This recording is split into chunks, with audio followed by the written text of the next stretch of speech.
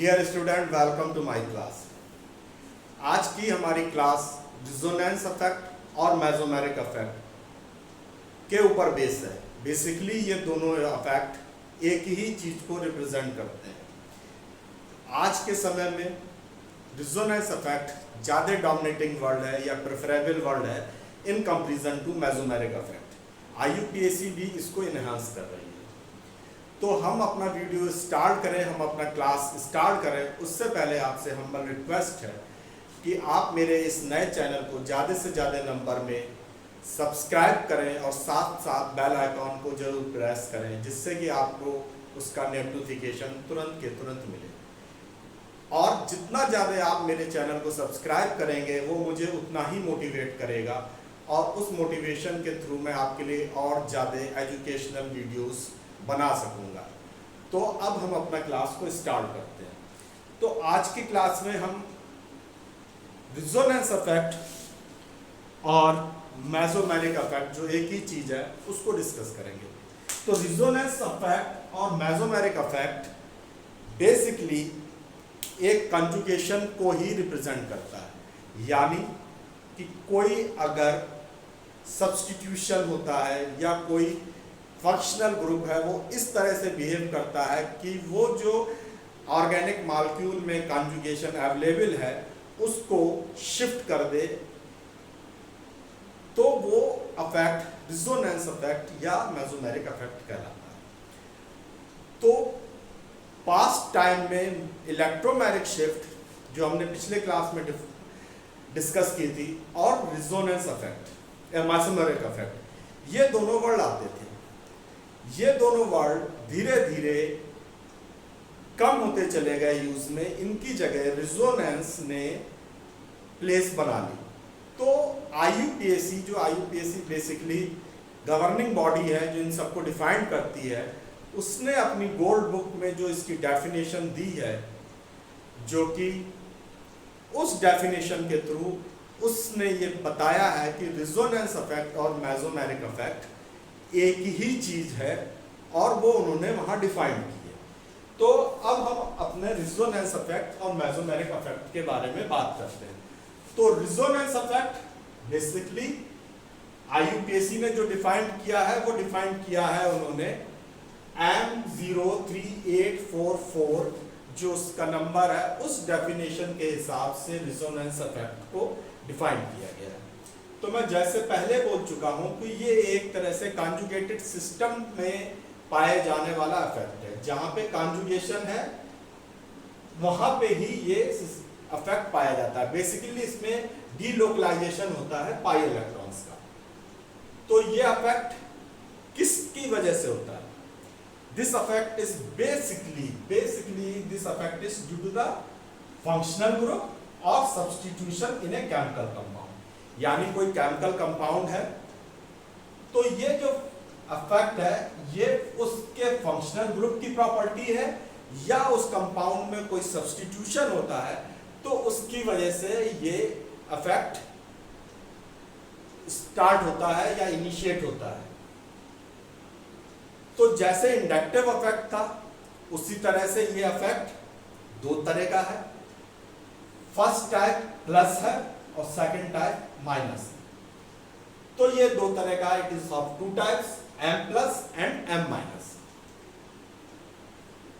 तो जब हमारा सब्स्टिट्यूएंट ग्रुप या फंक्शनल ग्रुप इस तरह का हो कि वो इलेक्ट्रॉन को विड्रॉ करे, यानी इलेक्ट्रॉन को टुवर्ड्स इटसेल्फ पुल करे, उस वक्त जो इफेक्ट आता है वो इफेक्ट माइनस होता है।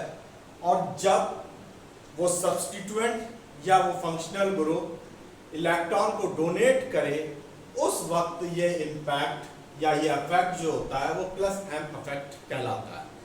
तो हम अब इन दोनों इफेक्ट के एग्जाम्पल्स के साथ समझेंगे कि ये इफेक्ट बेसिकली है कैसे आते हैं। तो अब इसको रब कर देते हैं और समझते हैं थ्रू एग्जाम्पल कि इसको कैसे डिफाइन किया जा सकता है और बढ़िया तरीके से। तो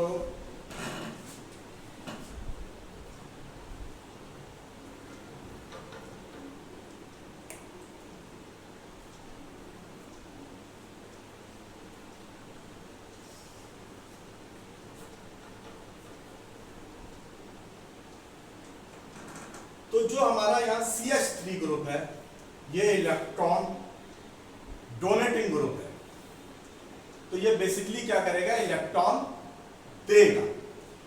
इससे क्या होता है जो वो ये होगा कि ये कॉन्जुगेशन जो है यहां पे है डबल बॉन्ड, यहां सिंगल, यहां डबल, यहां सिंगल, यहां लोन पेयर के थ्रू कॉन्जुगेशन हुआ और यहां पे फिर सिंगल। तो ये एक कॉन्जुगेटेड सिस्टम है। इसमें CH3 जो डोनेटिंग ग्रुप है उसकी वजह से क्या होगा कि ये जो इलेक्ट्रॉन पेयर है ये इस पे शिफ्ट कर जाएगा साइमल्टेनियसली, ये यहां शिफ्ट करेगा और ये इसके ऊपर शिफ्ट कर जाएगा। तो जो अब हमारा स्ट्रक्चर जो रिजोनेटिंग स्ट्रक्चर है वो कुछ इस तरह का हो जाएगा जो हम यहां पे डिफाइन कर रहे हैं। CH2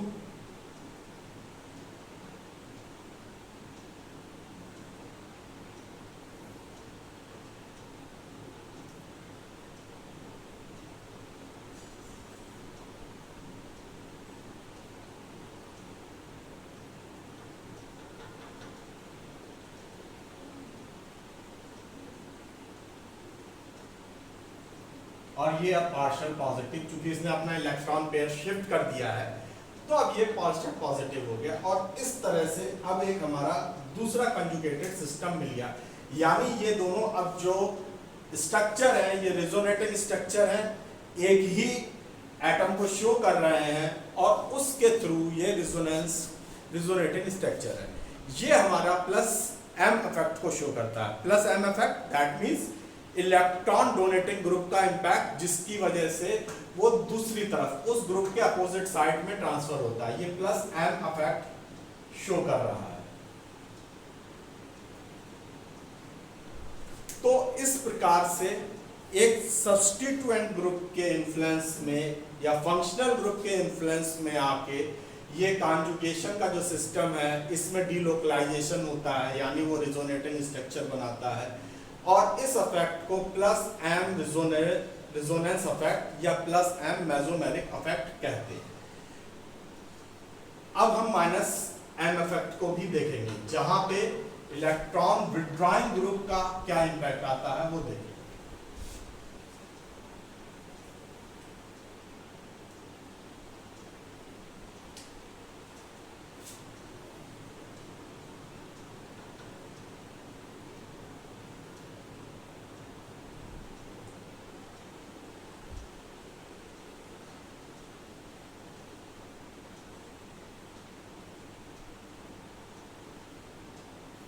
तो ये एक कॉन्जुगेटेड सिस्टम है। इसमें ऑक्सीजन जो है वो इलेक्ट्रॉन को विड्रॉ करेगी। तो ऑक्सीजन ने इलेक्ट्रॉन को विड्रॉ किया तो साइमल्टेनियसली ये भी विड्रॉ हो गया। तो इसकी वजह से कौन सा रिजोनेटिंग, ये दूसरा एक रिजोनेटिंग स्ट्रक्चर बना। वो रिजोनेटिंग स्ट्रक्चर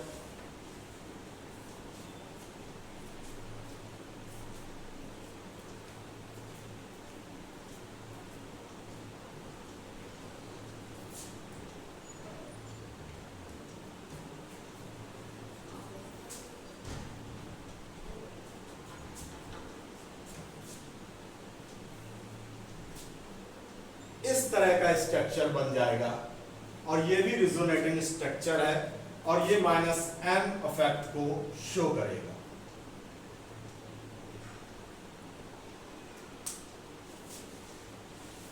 तो इस तरह से हम देखते हैं कि हमारे पास ये दोनों इफेक्ट आते हैं, प्लस M इफेक्ट और माइनस M इफेक्ट। अब हमारे लिए जो मेन ध्यान देने की बात है या समझने की बात है कि रिजोनेंस और रिजोनेंस इफेक्ट में बेसिकली डिफरेंस क्या है, क्योंकि रिजोनेंस में भी कॉन्जुगेशन है। तो बेसिक डिफरेंस ये है कि जो रिजोनेंस है वो डिफरेंट लुईस स्ट्रक्चर के बीच का एक बैलेंस कह लीजिए, या जब एक मॉलिक्यूल को अकेले लुईस स्ट्रक्चर से के थ्रू आप नहीं रिप्रेजेंट कर सकते, तो जब कई लूज स्ट्रक्चर बनते हैं तो उनके इन बिटवीन का जो स्ट्रक्चर होता है या रिजोनेटिंग हाइब्रिड होती है वो रिजोनेंस को शो करता है। यानी कि एक स्ट्रक्चर जब सफिशिएंट नहीं है, कई स्ट्रक्चर मिलके उसको उसको जस्टिफाई कर पाते हैं, तो वो उनका जो हाइब्रिड स्ट्रक्चर है वो रिजोनेंस को शो करता है। यहाँ हमारा ये अफेक्ट है, ये अफेक्ट क्यों आ रहा है? ये अफेक्ट आ रहा है बेसिकली एक सब्स्टिट्यूशन की वजह से, या एक फंक्शनल ग्रुप जो उस मॉलिक्यूल में प्रेजेंट है, जैसे यहाँ ऑक्सीजन प्रेजेंट है या प्रीवियस केस में CH3 प्रेजेंट था, तो ये उसकी वजह से इफेक्ट आ रहा है। यानी ये ओरिजिनली नहीं है, ये किसी पर्टिकुलर ग्रुप या सब्स्टिट्यूशन की वजह से आया है। अब ये जो M+ अफेक्ट और जो M- अफेक्ट है, इसके ऊपर IUPAC साइलेंट है। कुछ ऑथर्स इसको एक्सेप्ट करते हैं, वो उसको डिफाइन भी करते हैं, वो उसको बताते भी हैं, लेकिन जैसे जैसे कंसेंसस इवॉल्व हो रही है तो IUPAC नहीं चाहता कि इसको +M -M जैसे टर्म्स को यूज किया जाए या मेसोमेरिक इफेक्ट को यूज किया जाए। तो जो मेसोमेरिक इफेक्ट या रिजोनेंस इफेक्ट है, ये बेसिकली हमारा ग्राउंड स्टेट का इफेक्ट है, ये ग्राउंड स्टेट में होता है। लेकिन अगर एक्साइटेड स्टेट हो तो क्या होगा? एक्साइटेड स्टेट में इलेक्ट्रोमैग्नेटिक शिफ्ट डोमिनेंट होके इस मेसोमेरिक इफेक्ट को और इनहेंस कर देगी, तो मेसोमेरिक इफेक्ट उस केस में बढ़ेगा। तो अभी जैसा मैंने पहले भी बताया था कि धीरे धीरे मेसोमेरिक इफेक्ट और इलेक्ट्रोमैग्नेटिक शिफ्ट ये दोनों टर्म्स आउटडेटेड होते जा रहे हैं, या हम कह सकते हैं ये दोनों टर्म मर्ज हो रहे हैं रिजोनेंस इफेक्ट में। तो रिजोनेंस इफेक्ट ही आज के समय में ज़्यादा प्रेफरेबल वर्ड है और इसको ही ज़्यादा यूज किया जा रहा है। तो इस तरह से हम देखते हैं कि हमारा रिजोनेंस इफेक्ट को हम एक्सप्लेन कर सकते हैं। तो आज की क्लास में अब हम यहाँ पे ही रुकेंगे, आज की क्लास के लिए इतना ही। तो याद रखिए कि मेरे चैनल को ज़्यादा से ज़्यादा शेयर करें, लाइक करें एंड सब्सक्राइब करें। So thanks all of you for your kind cooperation.